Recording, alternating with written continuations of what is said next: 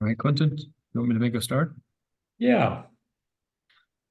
Okay, folks, just to welcome you all to our third webinar in partnership with the Consultation Institute. I'm Martin Quinn, I'm the Regional PPI Lead with the PHA, and we're going to look at co-production, engagement and consultation with Peter McCall, who's one of Quentin's colleagues. Just you're all very welcome, and just a wee reminder, and I'm sure we'll say it again at the end, there's a fourth one of these, a fourth and final one next Tuesday. So look, I'll hand over without any further ado. Too much noise in the background here for me to keep you back any longer. Thank you. Super. Okay. Sorry, go ahead. On you go, Peter. On you go. I'm dead keen to get going. As those of you who may remember our slides, who attended the earlier briefings, in the slides on Scotland, one of the things I pointed out is that consultation culture in Scotland is weak, and instead we tend to prefer things that are upstream of that. Now, I don't think that's necessarily a bad thing, but I do think it has some problems downstream. I'll come to those later. But one of the things that we do to sit beside consultation is co-production. So we talk a lot about engagement, we talk a lot about participation, and we've gone in a really major way for the concept of co-production. So co-production refers to a way of working where service providers and users work together to reach a collective outcome, builds on consultation approaches, but goes deeper into identifying user needs and tailoring solutions. So the idea is that this is not based so much on developing options, understanding what the issues are, and then consulting on those, but rather it shifts the power away from those making the decisions and towards those that the decisions relate to. So in that spirit, I'm not going to spend as much time talking today as I might otherwise have done, so that we can have a more open discussion at the end.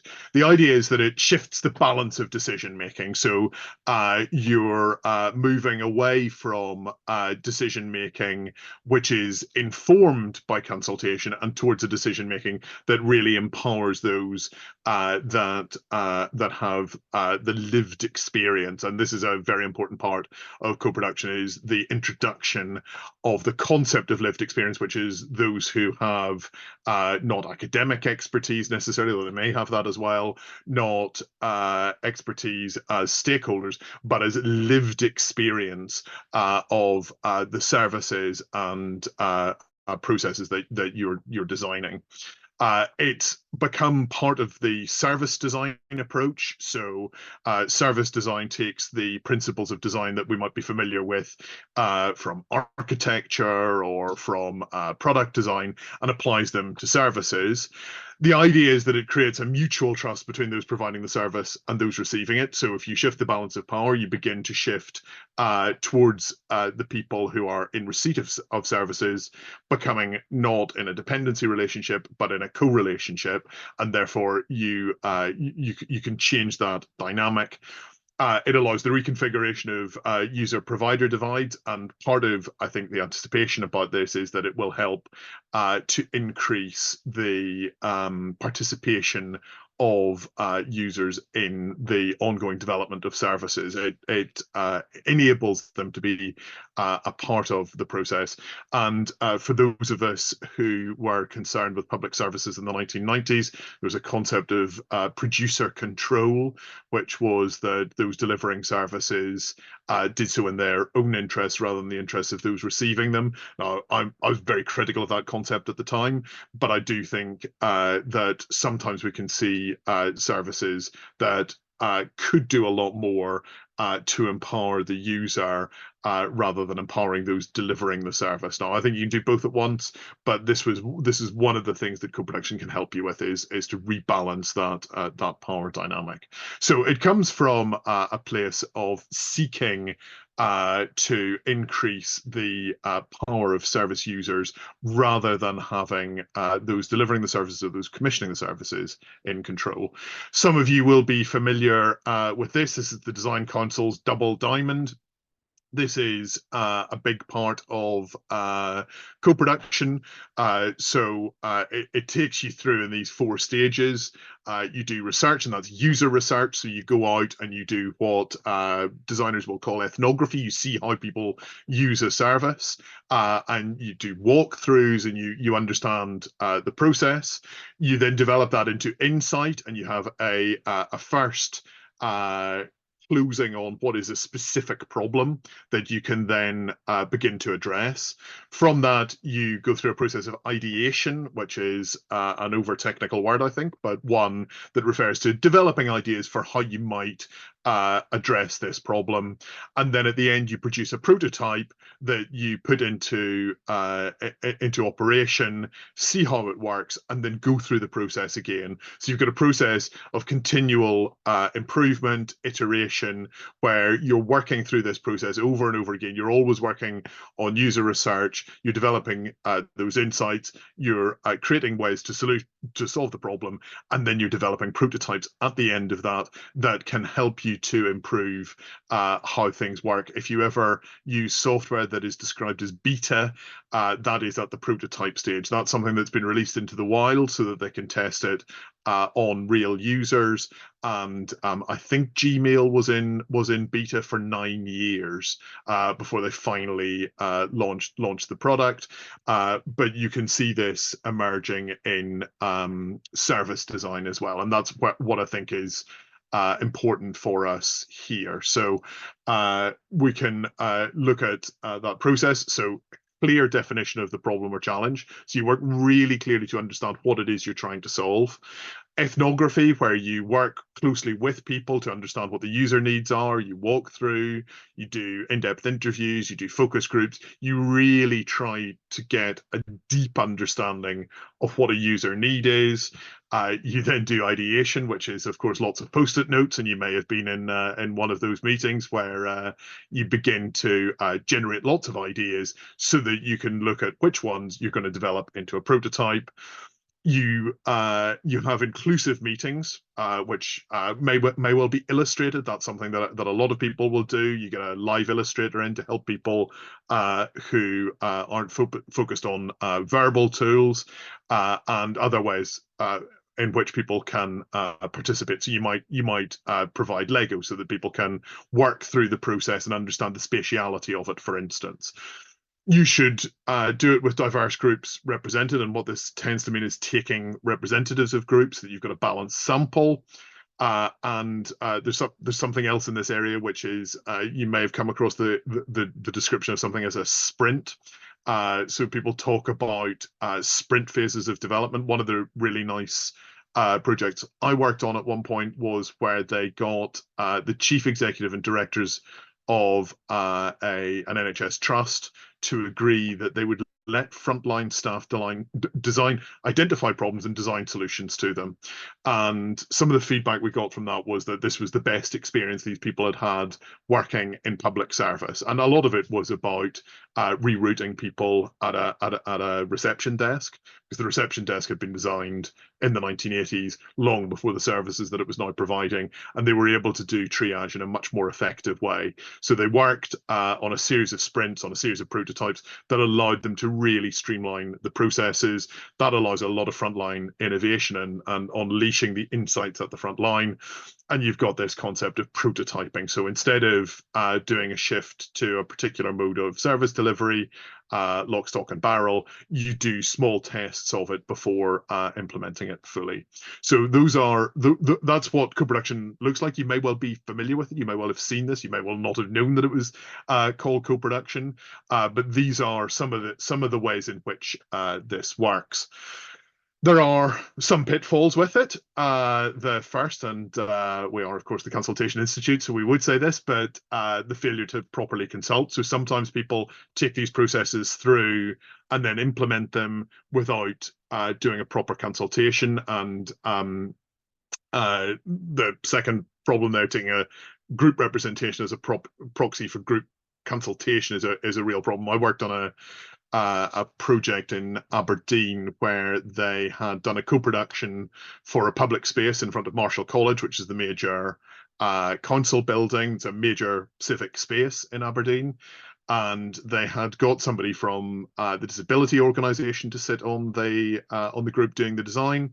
They had said disabled people need a flat space without obstacles, because if you use a wheelchair, you have other mobility difficulties, then you don't want curbs getting in your way. Great. That's how the space was designed. That's how the layout was done. Immediately that they ruled the space out and opened it, a series of complaints came in from people who had vision impairment, who found the space almost impossible to use because it has occasional buses coming through it, and there's no delineation for people with vision impairment between the bit that is sometimes a road and the bit that is a pedestrianised area. And so what happened there was that they'd taken the protected characteristic of disability, which we have in our Equality Act, and they'd used one person with one protected characteristic that didn't represent the whole group. Now, I don't think there was anything sinister there. I don't think there was anything problematic there. I think there was just a failure of communication. One of the things that consultation will do for you is draw out all of those arguments. And had they consulted properly, we would have ended up with a space that didn't look the way it did and wouldn't have had so many problems. We might have found other solutions to that. So I think there's a really big problem there if you don't do consultation as well as co-production.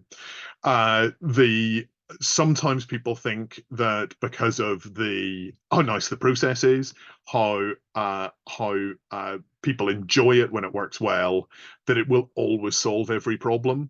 And one of the things that we often see as a process that comes to the end, and there are two sets of proposals, and neither one of them is universally popular.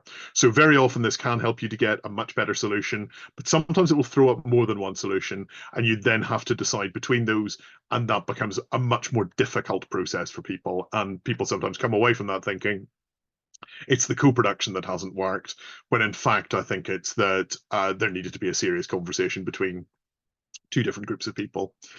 That question about equality duties, sometimes, again, the Aberdeen situation is a good one.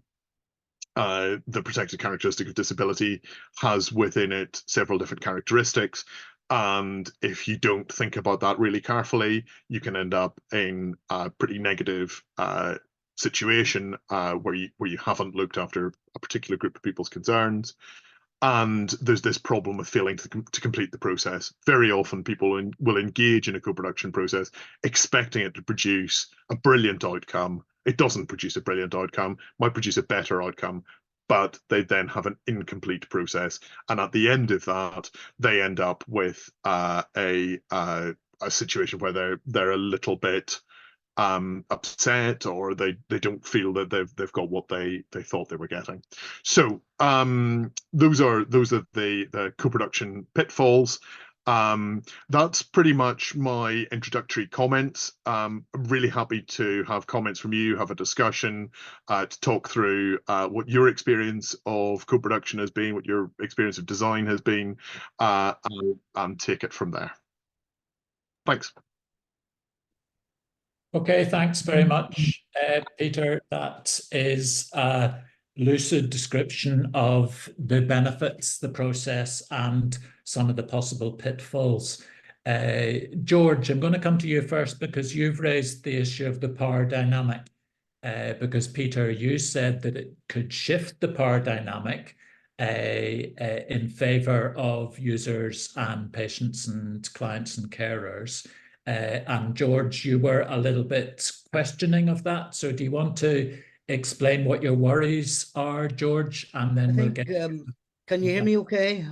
Yes, we can. Yeah, no, I think the presentation has hinted at some of the issues that are involved. I think expectation management is the problem, because I've sat on quite a bit of co-production, and I would be coming in, given my sort of background in strategy and managing change, and I would be pitting that against maybe professionals in the healthcare, So in a way, I feel not totally unequal, but not equal at the same time. And I think when you look at maybe the theory about stakeholder management, you normally have what we would call a power interest. So some people are obviously going to have more power, and some people are going to have more interest, and some people are going to have less interest and maybe more power. So it's quite a complicated business. So I think that rather than saying we don't do it,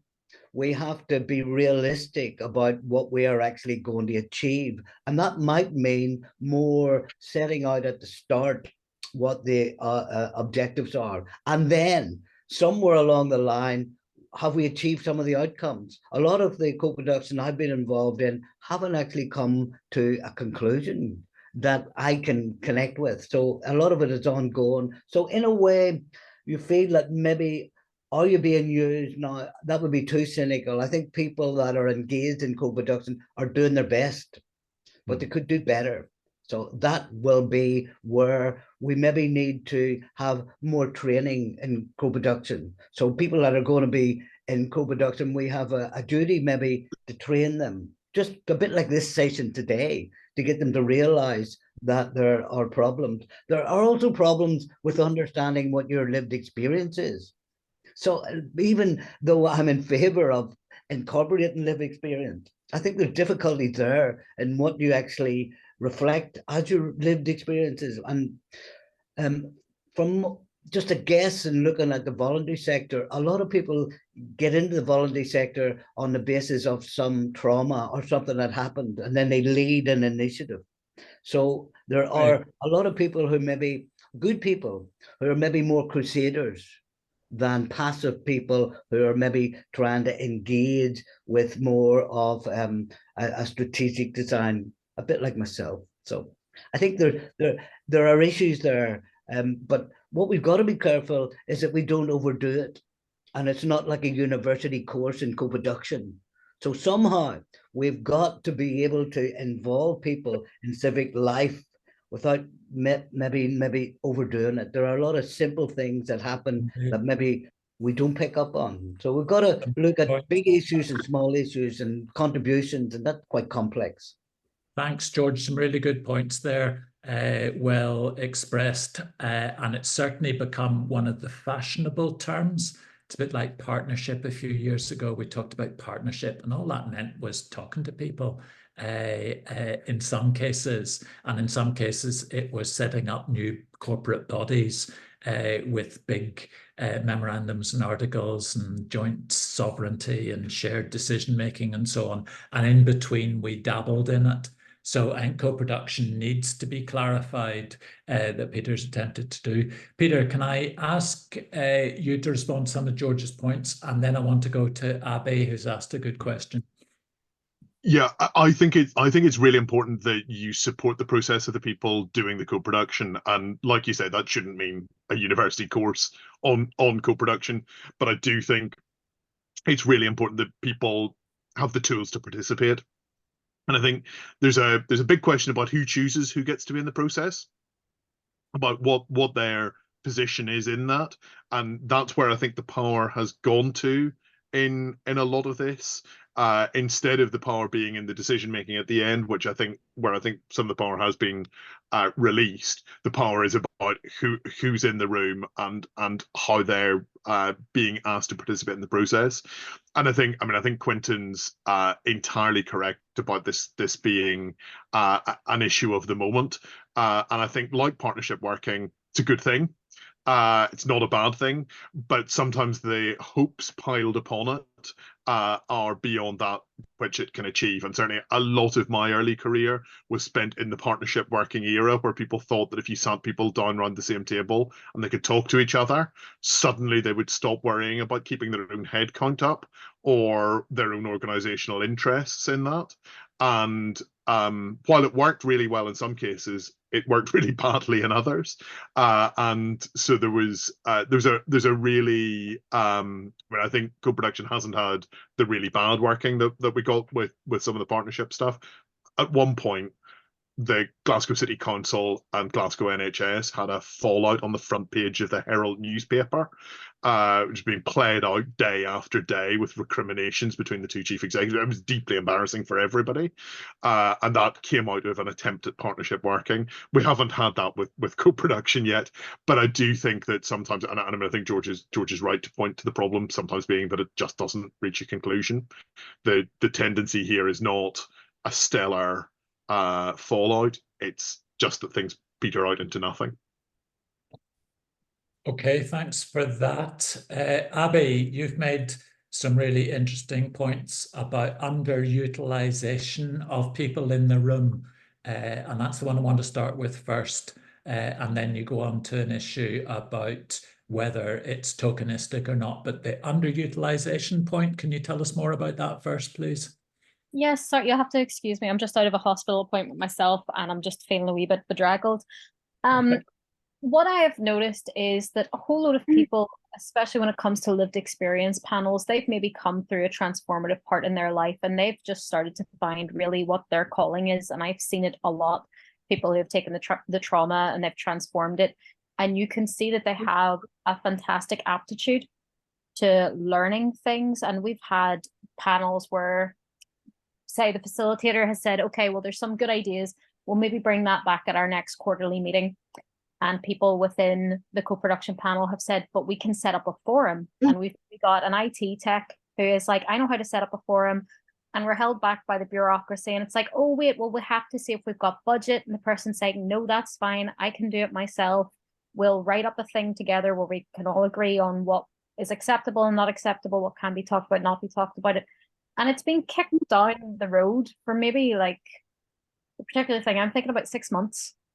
Still no forum. We're all just sort of waiting. We do have regular meetings, but you've got people there that are specialists and they have found a way to actually push it beyond what the panel and the meetings can do, which is what you're looking for. You're looking for people that can do that work outside of the set times. It's taken a life of its own. They're still including everyone.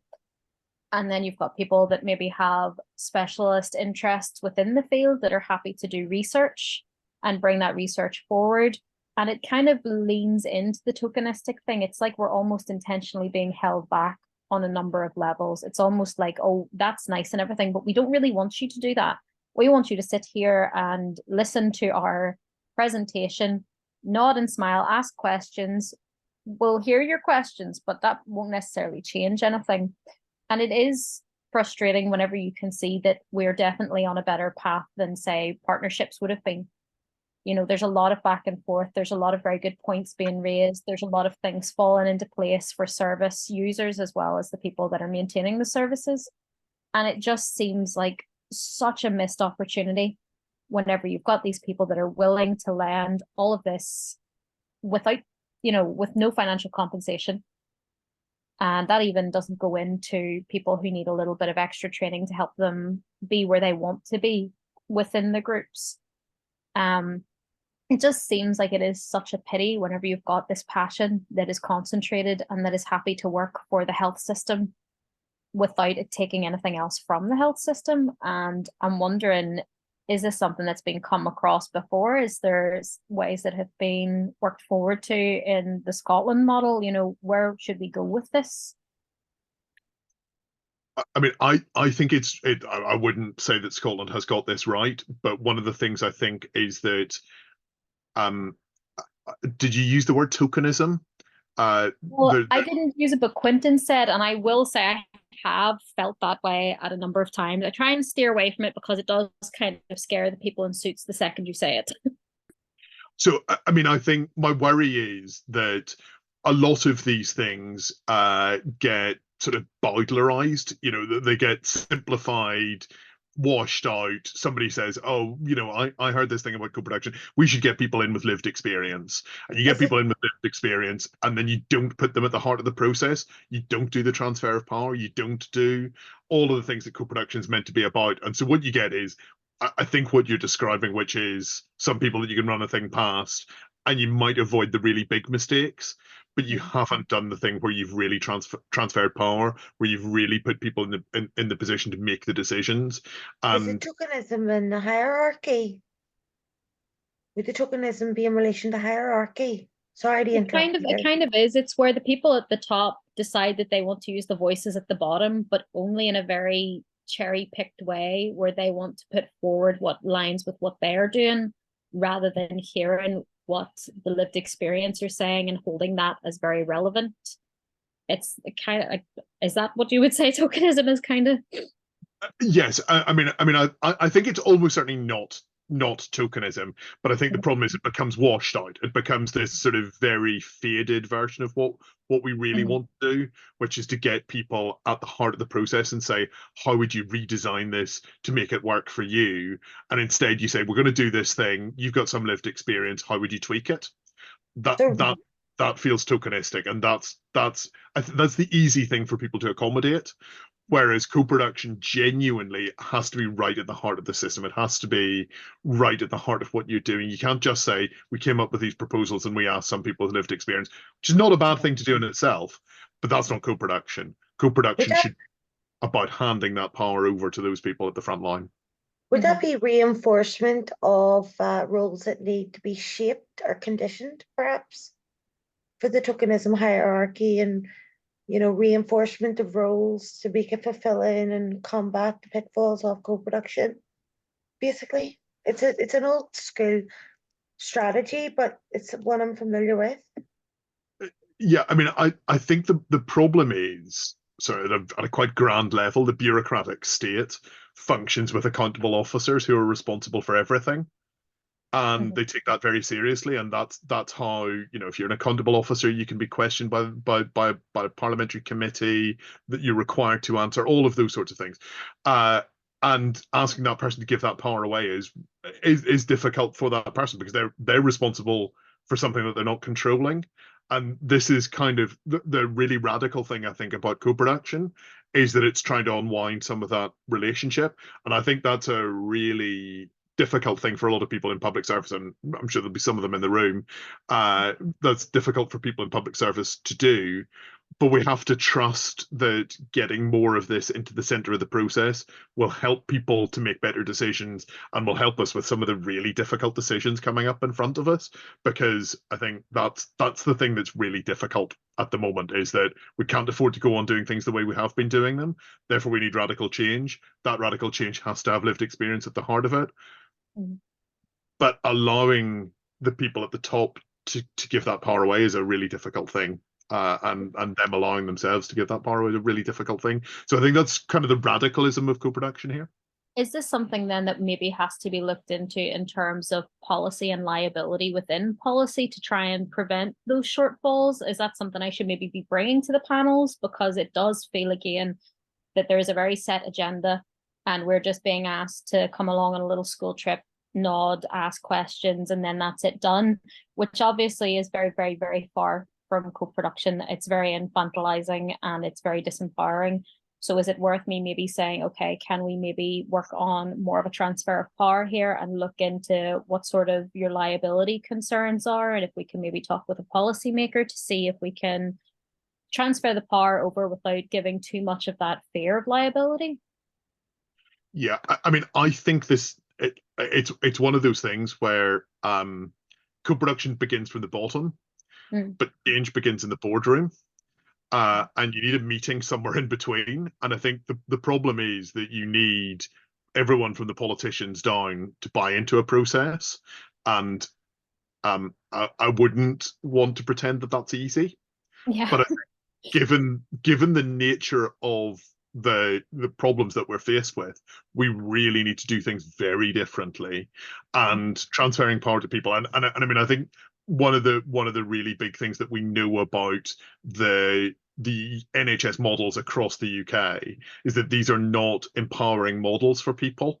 And I think there are a lot of people in the system who want to change that, but we need to do something really radical to get at that. And I think that's where co-production could really help if done properly.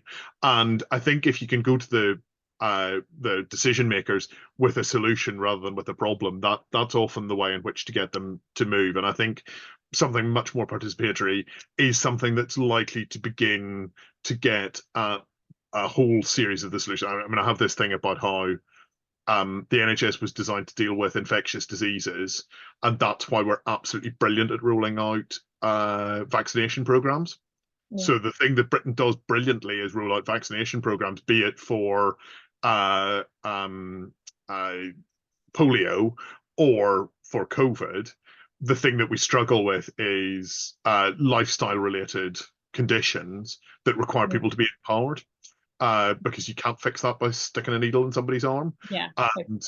And so that's the thing, that's the mind shift that we need. I talked about this quite a lot before COVID, and I was gratified to see that we still could do a vaccination program really well. But Yeah. I think the nature of the problem has changed so much, and we're using a tool that's not really suited to it to deal with those problems. Great, thank you. Thanks for those exchanges. Can I bring in Helen? Helen, you made a point about skills and learning. Is that PhD level we all need, or can it be done for each particular task? Yeah, I think that's a really important question, actually, Quentin, and I would agree with George's point that you know, it isn't about designing a degree in co-production. My background is in training people in leadership, and often participative and collaborative leadership. And something that I've seen a lot of is, I suppose, if people were all asked to go and design a car together, you know, we would assume that the starting point is everyone gets in the room together, you know, if we in this room were asked to design a car, we have to get to know each other. What do you know about this? What, you know, what's your take on this? Do you have any skills? Have you ever built a car in your garage? You know, have you got some mechanic kind of skills? You know, what do you know? Who can do what? How are we going to pull this all together? So a really good process for pulling it all together. And for me, those two bits are the relationship piece, which is about who are we all in this room? What are we all bringing to the table? And even, Peter, to your point, I think that previous discussion was really useful to recognize that for some people, in fact, probably for everybody around the table, everyone's bringing their kind of slight concerns, and they're holding back. And that it's okay in terms of relationship building to say, I'm coming to this collaborative effort, this piece of co-production with a concern that the buck kind of stops with me if this goes belly up, and I am worried about that, and I want to put it out there. And for other people to say, I'm coming along to this process with a bit of a worry that I'm a token, and as the one person with a disability in the room, I'm expected to carry and represent everyone from the disabled community. I can't do that.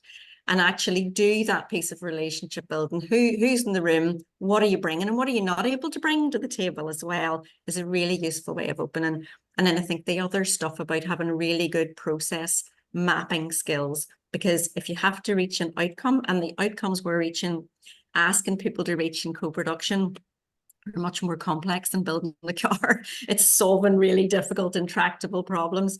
What about having some really good skills in process? So you're mapping out a process together, and you're really clear then, you know, the outcome that you're working towards, and you've stepped out a pathway together towards it, and everyone knows what their bit is along the way. And there might be bits in that process where you come in really strongly as a voice of lived experience, you know, a service user, an older person, whatever it happens to be. And there might be bits that actually you're quite happy that there's another working group getting on with, that you trust, you've built the relationship, you know they're going to get on with that bit really well. So I think it is about the skills and the training. And Quentin, you asked, is it a kind of general kind of like PhD in this, or is it a case by case? This is purely on kind of experience over the years, and probably actually not so much in the last 2 years. Have been more sit-ins, assemblies, and those kind of big, you know, kind of public engagement processes in the last couple of years. But that the important thing is for everyone to get involved in that relationship building and that learning the skills together for good collaborative working. Again, just from experience, what I used to find quite a lot is the senior people in the organization, the decision makers, would say, if this is about training, if this is about skills, I'm a chief executive, I don't need that. But actually, as a chief executive or a senior clinician, unless you're doing co-production on a very regular basis, you no more have the skills for that than somebody who's stuck at home every day caring for a loved one. There's no, you know, there's no recipe that you're born with. So we all have to learn that stuff together. And even the learning together is brilliant for relationship building too. So I think that's just been it's been lovely hearing those kind of thoughts and comments. But I think there's things we can do about that to make co-production even better. Yeah. And I think this is a practiced skill. This is something that you pick up by doing more often. And I think, you know, again, without wishing to sound like a catastrophist, we have so many huge challenges in front of us. We need to get really, really good at doing this regularly and on a range of different topics. So, you know, I mean, the news today is all about who's going to have pylons as a result of the transition to zero carbon energy. And some people are going to have to they're going to have to be sacrifices, and we have to, I think, understand what that means for people and how we can mitigate that and how we can maybe change some of those things. Because I think I think we need to do it, but I also think it's really unfair that somebody gets a gigantic pylon in their front garden, which is what's about to happen. And you know, the largest sale of wind energy in the world happened in the North Sea, run by the Scottish government, and it's going to result in an enormous set of cables going down the east coast of Scotland. I understand they're going to go effectively down to Kent now as a result of today's announcement. That's a really big thing, and we really need to discuss what the impact of that is for people, because it'll be, you know, it'll be cheaper for most of us, but some people will take a very big sacrifice as part of that. Would that be a dispute like the oil rigs out off the shore of Scotland, for example, that happened many years ago, that they might be able to get remedies for that solution from on previous experience, for example? Yeah, I mean, but we need. I mean, what happened then was that people were given money out of a compensation scheme. If they didn't like it, they could go to court. That's not a really attractive solution, I think, for anybody. What we need to do is build something up that recognizes people's sacrifice in that, and I think that's where we need to do a lot more discussion. Yeah, okay. Can I ask Bernadette to tell us a wee bit more about her question about the fear of getting it wrong?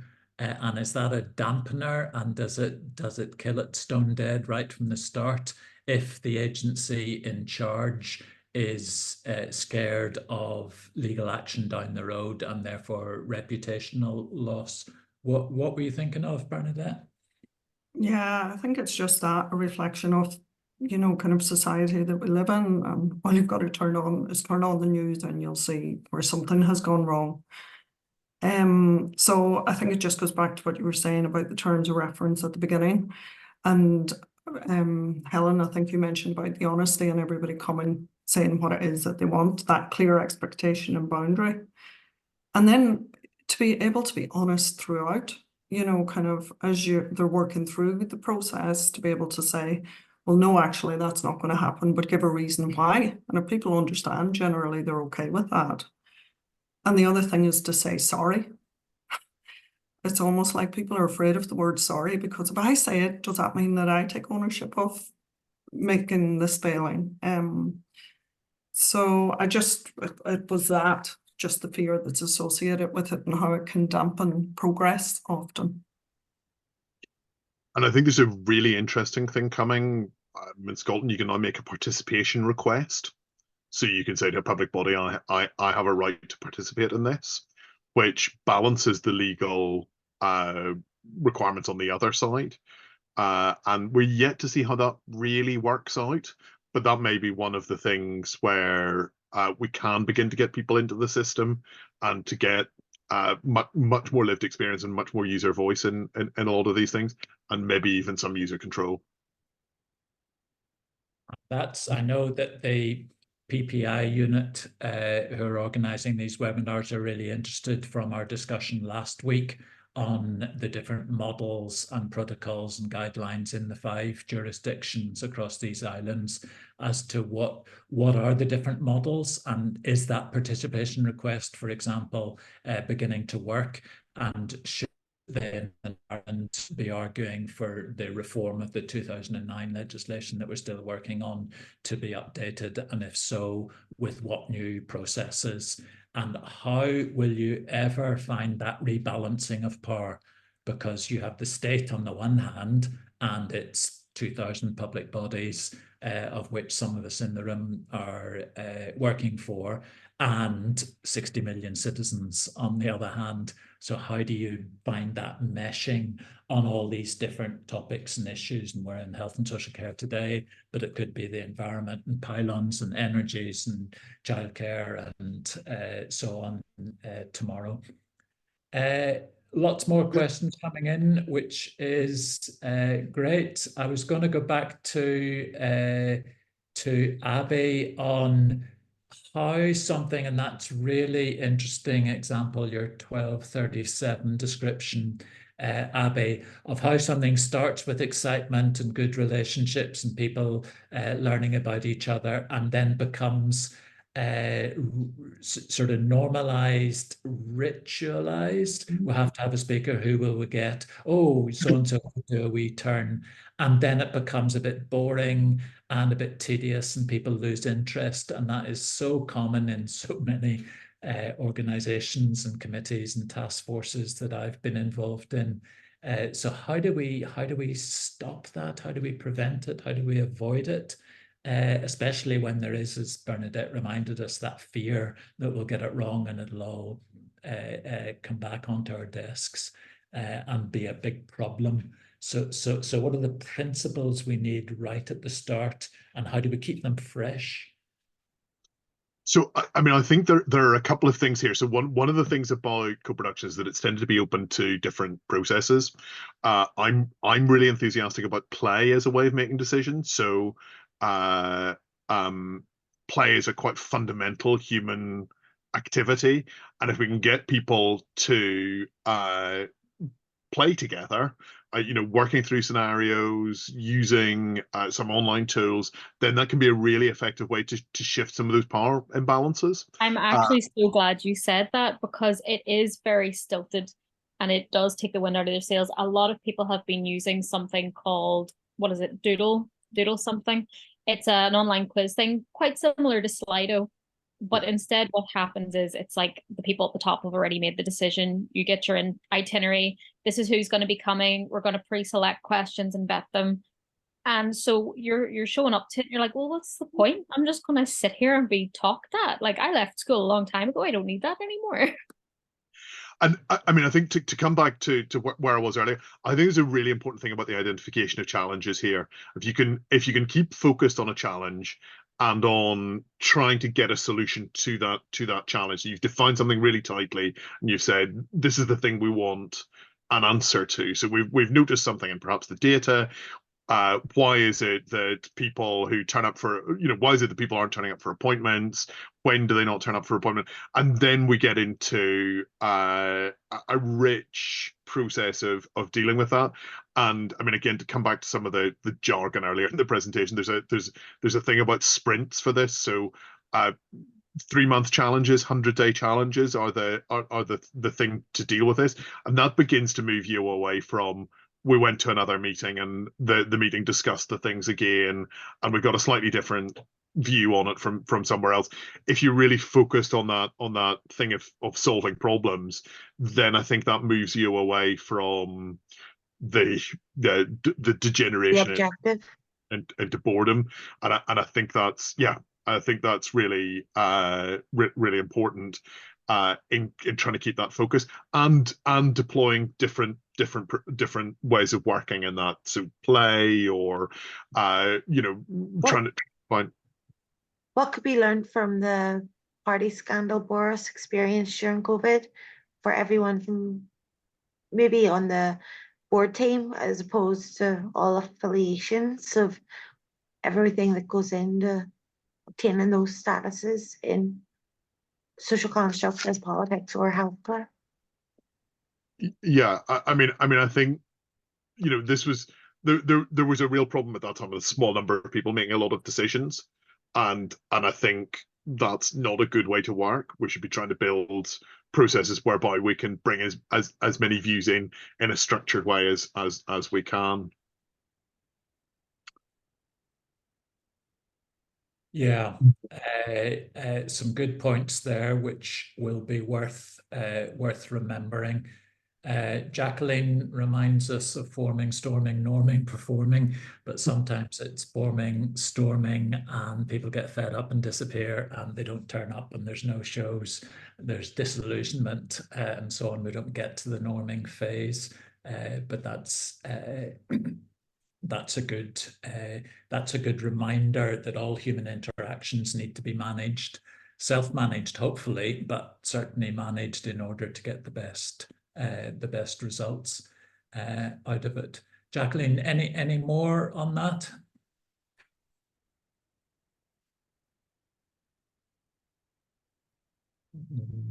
No, that's no problem. Helen reminds us about each meeting being a milestone and remembering the objectives so that it's not just a meeting. Yes, another chore to be got through, but it's actually meant to achieve some steps towards the milestones that you will have set up. I'm sorry there, Quentin. Who's screeching? I'm having problems with my LinkedIn. I hope that wasn't me that made that, wasn't here in my room. At any rate, I was just basically using the point that Peter made, that in these, Tuckman's theory of Tuckman's group theory, it is useful to reflect on that and to understand that it is particularly normal to have storming in a meeting, that people will disagree. But it might be at that point useful to use some of the concepts of play that Peter mentioned, to bring a more playful approach so that you could get on to the next stage of norming and eventually performing to a high level. Yes, there are always problems with any psychological theory in its implementation, but I do think it does give a framework from which we can, shall we say, move forward a little bit more than we would if we didn't think about it.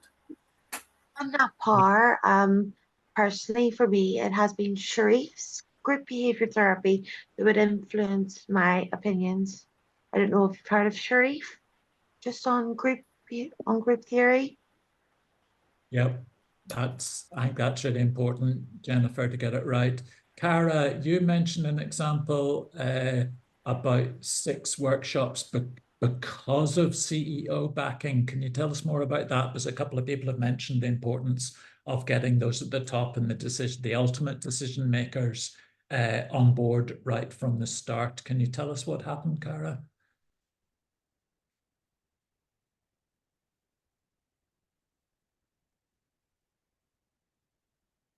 We're not hearing you. I will move on to Dina then, who's made a point about support planning process and self-directed support. Dina, can you tell us more about that? Sorry, Quentin, I was on mute there. Basically what happened was we have a patient group in Ireland called the Patient Forum, and we wanted more partnership with the HSC. So the national director, Joe Ryan, gave us 2 facilitators to go away and design what we wanted with both staff and with patients. And we designed a program together, and we also have another document that's out there, a Better Together roadmap, which is a great tool for everybody. It's on the HSC website, and it gives you tips of how to engage and what to do and where to go. But we find that we've got more input into bigger things from this. We also are involved. We were also involved in the new Sláinte Care. We did a workshop with them and gave our input back in it. So patients are just asking for staff to work with them, do it on plain English, and work together to get a solution at the end of the day for everybody, because we're all patients at the end of the day. Great. lovely example there of progress and good results all around. Dina, did you want to come in on your point?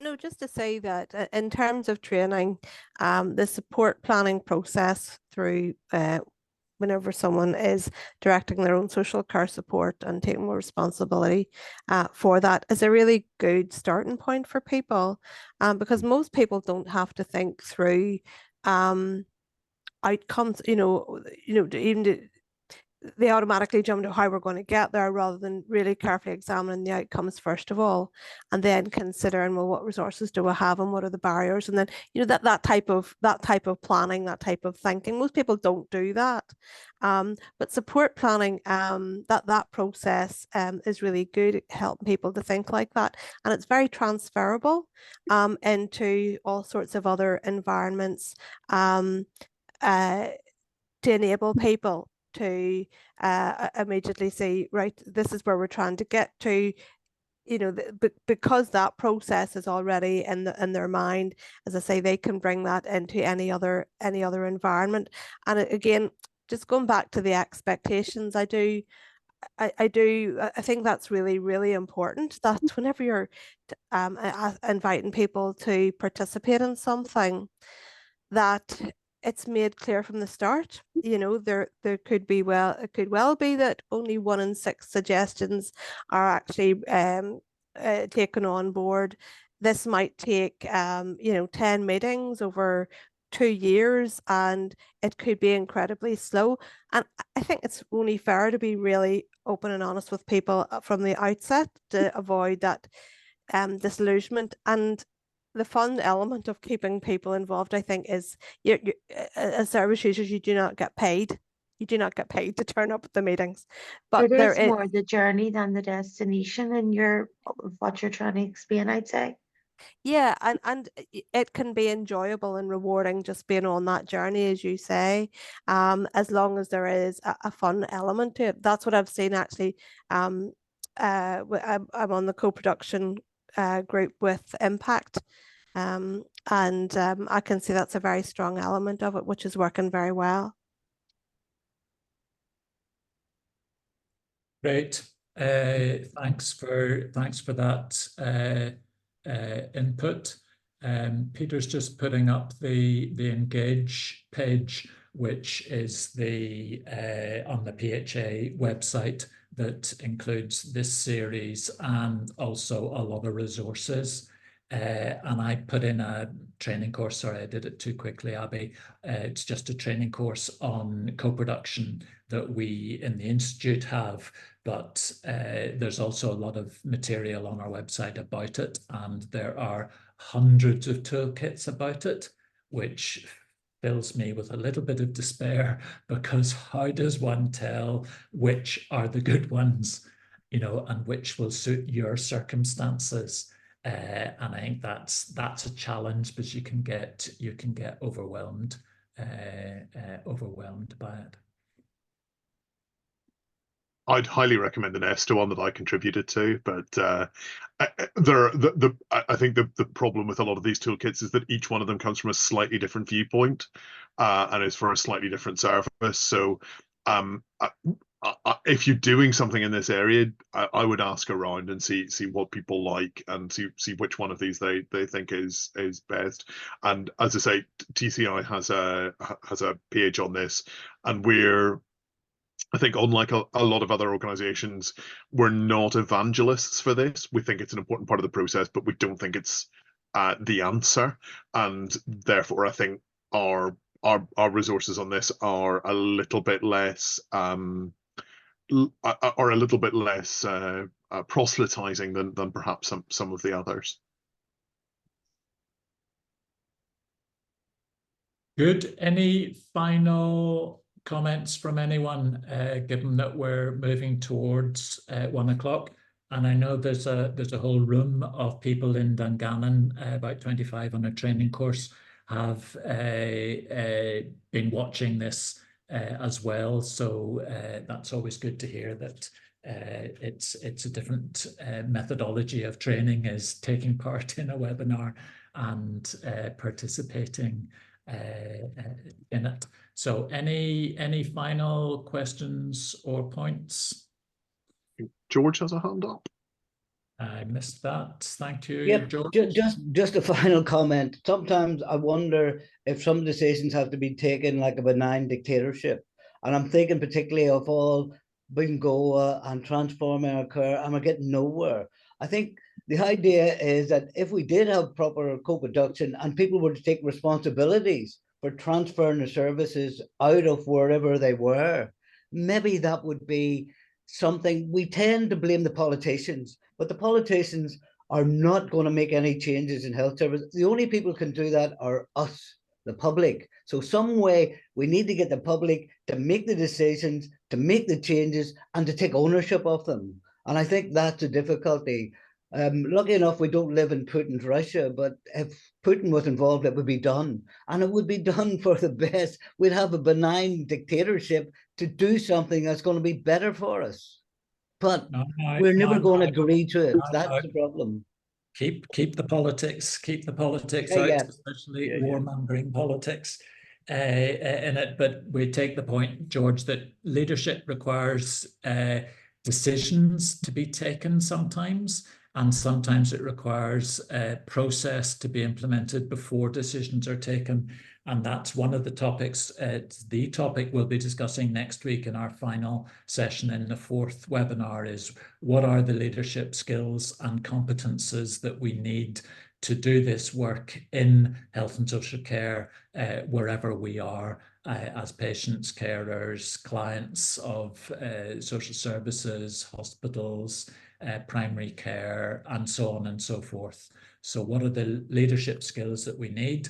And as Helen reminded us, those at the top always think that they have them already, which creates one of those dynamics of how do you impart ideas and attitudes to your bosses and not just to those that you're working with more closely.